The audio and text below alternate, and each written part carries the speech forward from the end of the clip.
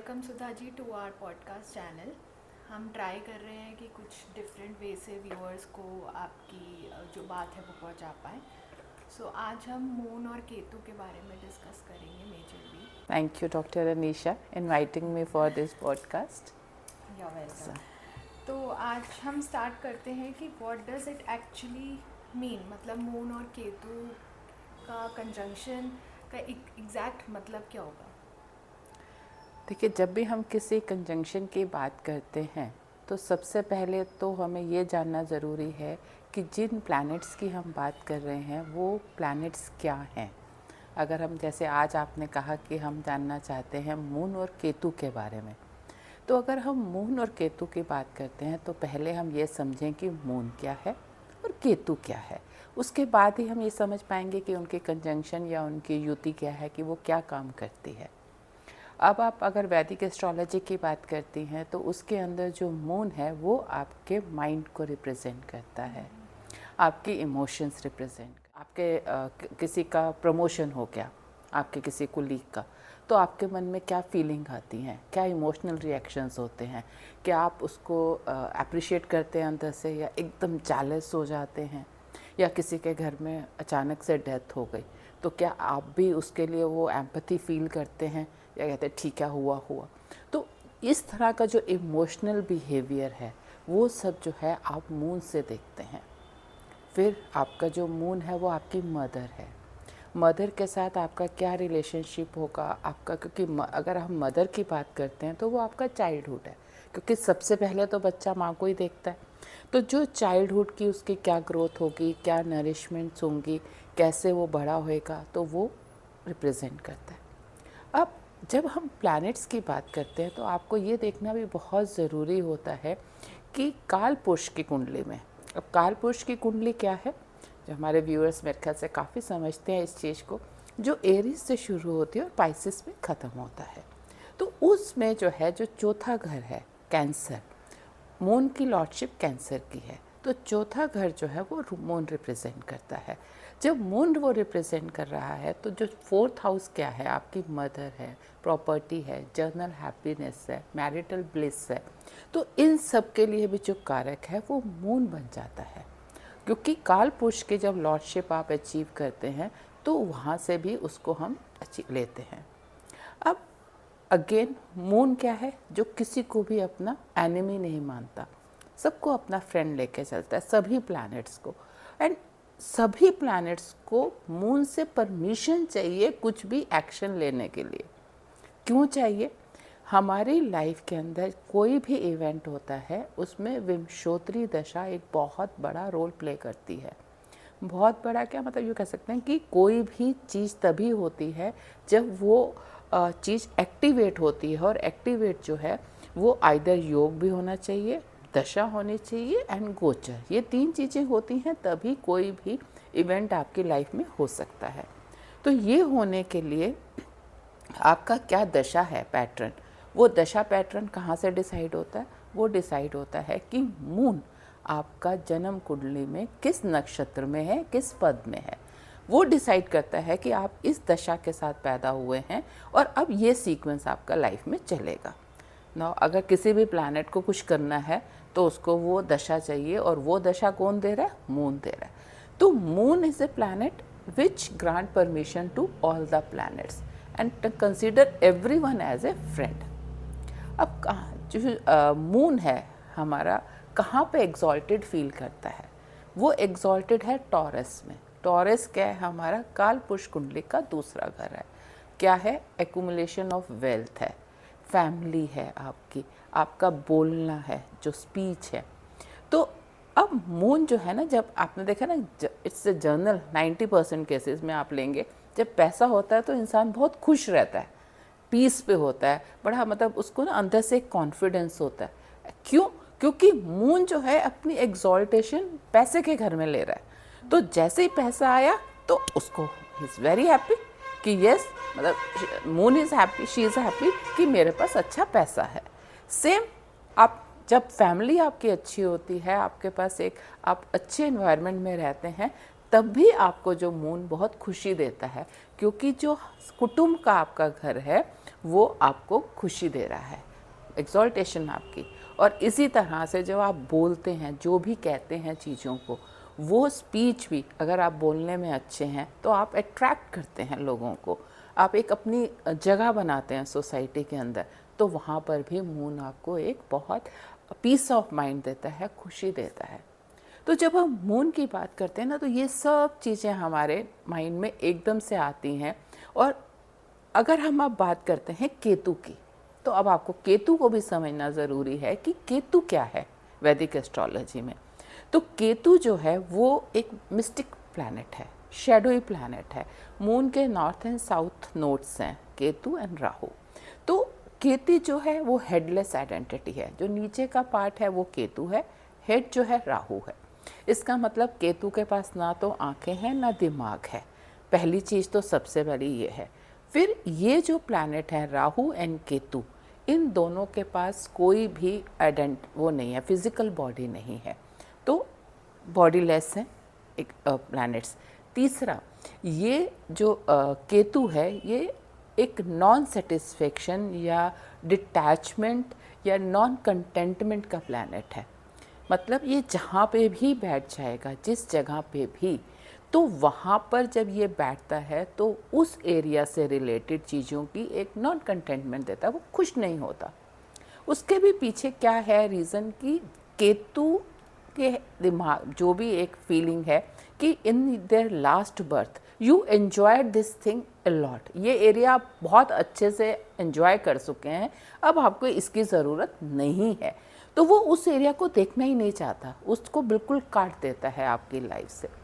तो अब एक तरफ आपका माइंड है, इमोशंस हैं, मदर है, फैमिली है, पैसा है, एवरीथिंग इज़ देयर, एंड साथ में आपका केतु आके बैठ गया।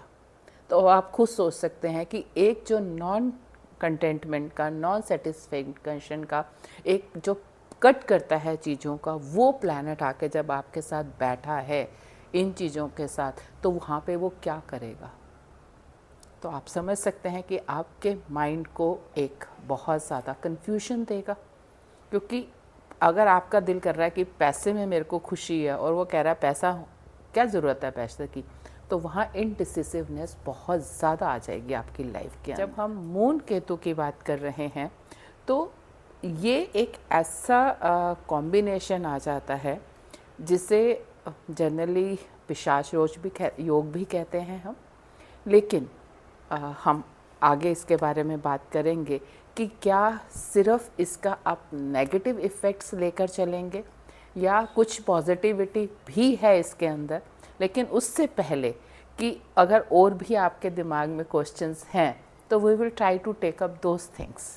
सो जैसे कि आपने बताया कि मून मदर को रिप्रेजेंट कर रहा है, तो सबसे पहले हम ये समझना चाहते हैं कि मदर के साथ रिलेशनशिप कैसा रहता है और उसके अंदर क्या इफ़ेक्ट आ सकता है। प्लस चाइल्डहुड की जैसे आपने बात करी, तो चाइल्डहुड पे भी इस कंजंक्शन का कोई इफ़ेक्ट रहता है क्या? बहुत अच्छा प्रश्न है आपका।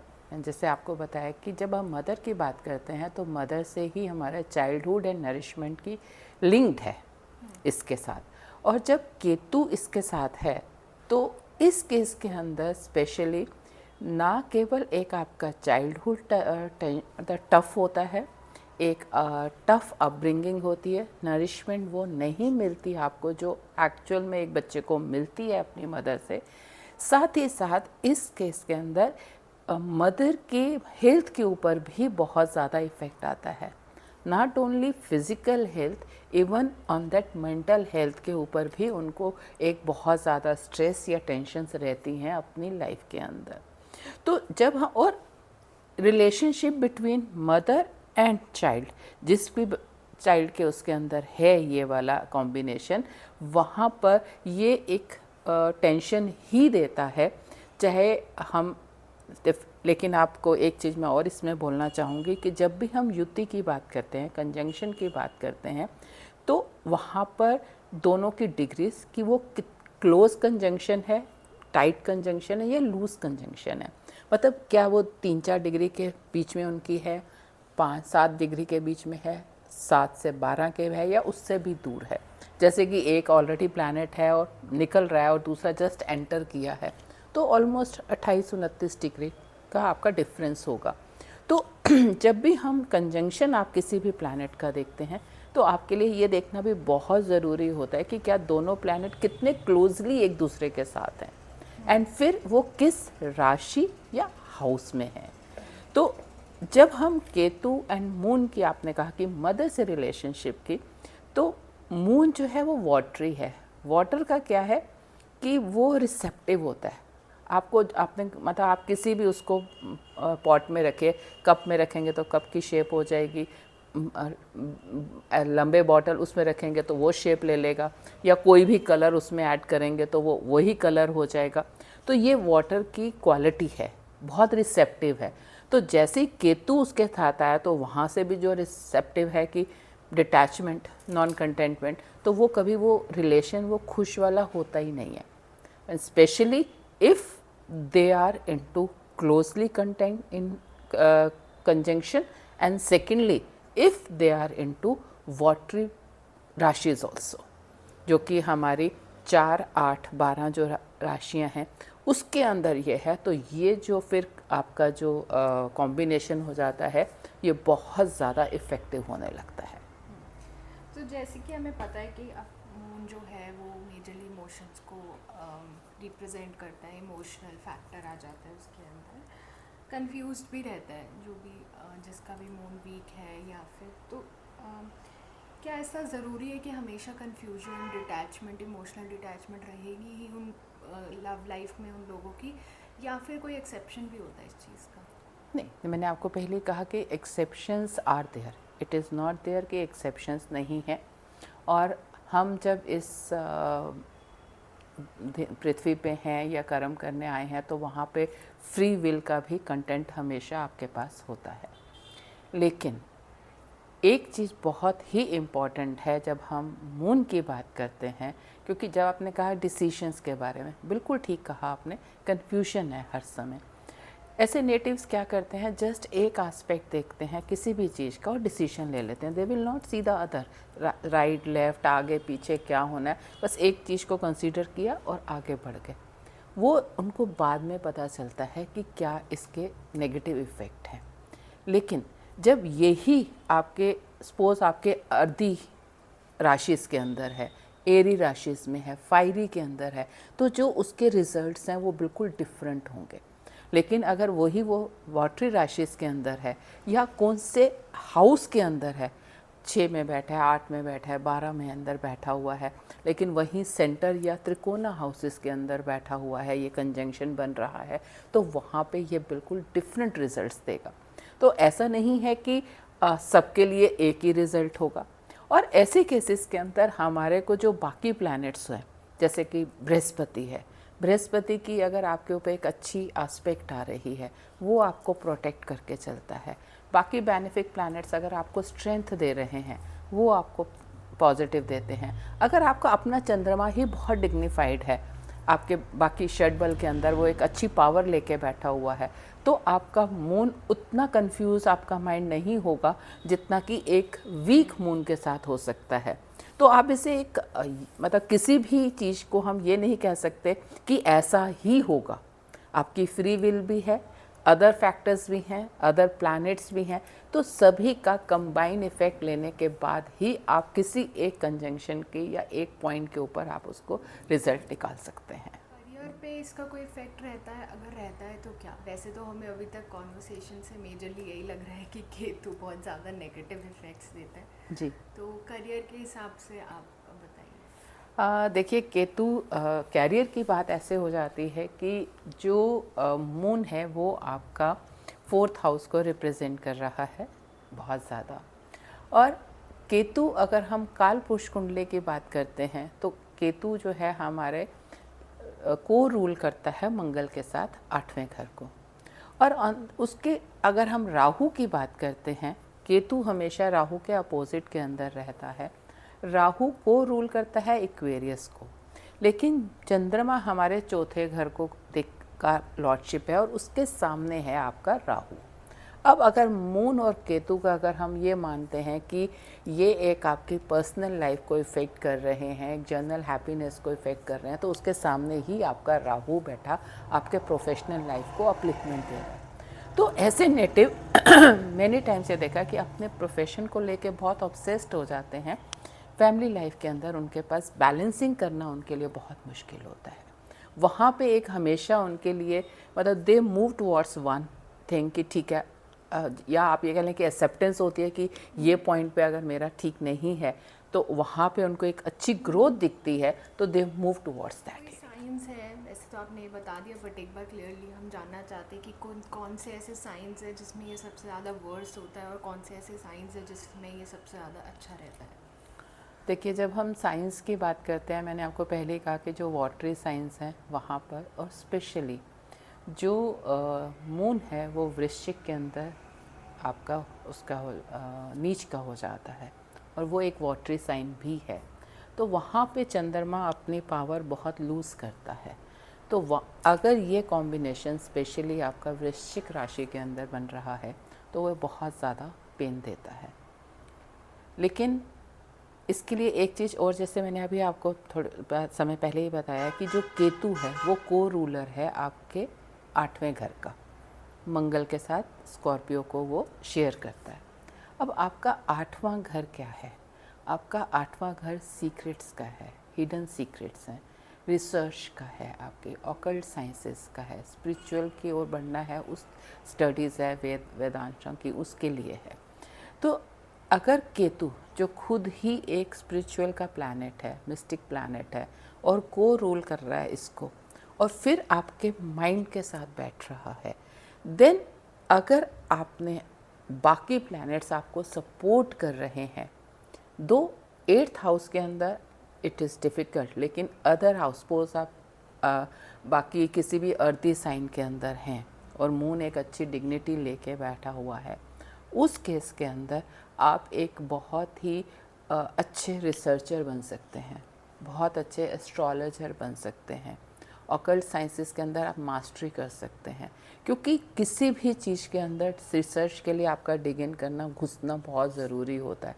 और अगर जो प्लैनेट ही रिसर्च का है, ऑकल्ट का है, स्पिरिचुअल, और मन के साथ आपके दिमाग के साथ बैठ गया, तो आपकी एक मतलब अनसेट जो है इंक्लिनेशन उस तरफ हो जाती है, यू गेट इनडायरेक्ट सपोर्ट। तो इंस्टेड ये सोचने के कि इसका एक नेगेटिव इफ़ेक्ट है, अगर ऐसे लोग अपने दिमाग को किसी रिसर्च में लगा दें, या स्पिरिचुअलिटी की ओर बढ़ना शुरू कर दें, या ऑकल्ट साइंसेस पढ़ना शुरू कर दें, तो जो उनकी वो नेगेटिविटीज़ हैं वो उनको एक बहुत पॉजिटिव तरफ ले जा सकती हैं, उनको एक योगी बना सकती हैं। मतलब ये इतना पावरफुल भी कॉम्बिनेशन है कि अगर आप थोड़ा एफर्ट करें, आपके पास जुपिटर का सपोर्ट हो, तो आप इस प्लैनेट के इस कॉम्बिनेशन के साथ अपनी लाइफ के अंदर बहुत एक पॉजिटिविटी के साथ अचीव कर सकते हैं चीज़ों को। एंड दूसरा एक चीज़ और भी कि ये जो चीज़ें हैं ये आपकी, जैसे ही हर प्लैनेट की एक मैच्योरिटी एज है, केतु मैच्योर होता है एट द एज ऑफ 42, तो 42 तक तो आप बहुत अप डाउन महसूस करते हैं, कन्फ्यूजन्स हैं, इनडिसिसिवनेस है, या आपको मतलब एक इमोशनल बहुत आपके लाइफ के अंदर तूफान ही रहते हैं। लेकिन मोमेंट केतु मैच्योर्स, वहाँ से आपकी लाइफ के अंदर एक स्टेबिलिटी आने लगती है। जो भी आपने उतार चढ़ाव देखे हैं, या फिर आप ये कहते हैं कि जो आपने एक्सपीरियंसेस गेन किए हैं ना, देन विद दोस्त आप एक डिटर्मिनेशन के साथ अपनी लाइफ में आगे बढ़ते हैं। तो आप कोई भी कॉम्बिनेशन आप लेंगे, वो आप ये नहीं कह सकते कि टोटली नेगेटिव है या टोटली पॉजिटिव है। हर चीज़ के दोनों एस्पेक्ट होते हैं, लेकिन आपको उसे समझना और फिर उसे कोशिश करना कि take the positive side of it is very important. Majority of this conjunction मतलब है तो नेगेटिव ही, बट क्या हम इस वीकनेस को अपनी स्ट्रेंथ में बदल सकते हैं? किसी तरह हम इस चीज़ को यूज़ कर सकते हैं टू आर बेनिफिट, कि ये नेगेटिव भी है स्टिल हमें कुछ ना कुछ हेल्प कर सके। एंड क्या हम कभी इमोशनल डिटैचमेंट या को इमोशनल विजडम में बदल पाएंगे अगर ये कॉन्जंक्शन है? बिल्कुल, ये मतलब रिलेटेड ही क्वेश्चन है जो हम ऑलरेडी बात ही कर रहे हैं इसके ऊपर कि ठीक है, इमोशनल डिस्टर्बेंसेस हैं, लेकिन अगर आप केतु स्पिरिचुअलिटी का प्लैनेट है और आप मेडिटेशन करते हैं, आपको अच्छी कॉन्टिन्यूसली उस चीज़ को फॉलो करते हैं, तो आप अपने इमोशंस को देखिए, बहुत ज़्यादा अगर आप अटैच्ड हैं चीज़ों के साथ तो वो भी कोई अच्छी चीज़ नहीं है। हम इस मतलब एक्चुअल तो यही है ना कि आप डिटैच होकर रहना सीखिए, तो अटैचमेंट विद डिटैचमेंट होनी चाहिए आपकी। तो केतु के साथ तो आपको वो बहुत ज़्यादा अपॉर्चुनिटी मिलती है करने की, क्योंकि केतु आपको जहाँ पे डिटैच कर रहा है, आप अगर अपने मेडिटेशन से उस चीज़ को प्रेयर्स के द्वारा उस जो एक नेगेटिव है इमोशंस आपके जो आपको एम्प्टीनेस दे रहे हैं या एक आपको आई थिंक मतलब जो एक तरह के आपके मन के अंदर ना 24 घंटे की तरंगें उठ रही हैं या एक नेगेटिव फीलिंग्स आ रही है या आपको लगता है कि मेरे लाइफ के अंदर मुझे ये नहीं देख रहा या ऐसा नहीं कर रहा, वो चीज़ों को फील कर रहे हैं। लेकिन अगर आपको डिटैचमेंट आपने सीख ली, जो केतु आपको सिखा सकता है ईज़िली, आप उस चीज़ को ईश्वर कृपा से, जुपिटर मैंने कहा ना कि बहुत इम्पॉर्टेंट रोल प्ले करता है इस कॉम्बिनेशंस के अंदर। अगर आपका वहाँ से आपको सपोर्ट मिल रही है और आप कॉन्टीन्यूसली उस चीज़ को फॉलो कर रहे हैं, तो डेफिनेटली इस कॉम्बिनेशन को, क्योंकि ये बहुत ही स्ट्रॉन्ग डिटर्मिनेशन भी देता है ये कॉम्बिनेशन, तो अगर आप अपने इमोशंस को बहुत उसमें चीज़ को कंट्रोल करते हैं, देन मतलब sky is the limit, I will say. Remedy क्या कर सकते हैं? कौन सी रेमेडी इफ़ेक्टिव रहती है, या कोई रेमेडी है भी या नहीं करनी चाहिए, जो है उसकी एक्सेप्टेंस लानी चाहिए? देखिए, ये आपने बहुत सही बात कही कि रेमेडी है या नहीं है।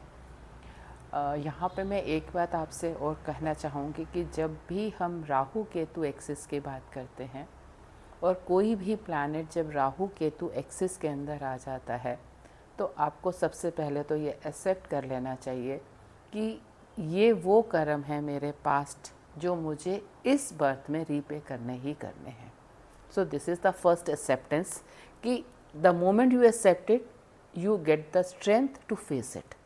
तो एक्सेप्टेंस तो मस्ट है अगर हम राहु केतु कंजंक्शन में किसी भी प्लैनेट की बात कर रहे हैं। कोई भी प्लैनेट हो, अगर वो राहु केतु एक्सिस के अंदर है, इसका मतलब उसका इस बर्थ में मुझे रीपे करना ही करना है। तो first thing is the Rahu के acceptance. Now second thing is कि एक्सेप्टेंस के बाद मैं कॉन्टीन्यूसली अपने इसके अंदर बोलती आ रही हूँ कि prayer is the only remedy, and I have a belief in this thing कि प्रेयर भी वो काम करती है जहाँ पे आपको विश्वास होता है। Faith and trust, these two things must be there. अगर मैं आपसे एक मंत्र की बात करती हूँ एंड आप उस चीज़ को ना फॉलो करते हैं ना बिलीव करते हैं, तो उसमें रिजल्ट्स आने में बहुत मुश्किल होती है।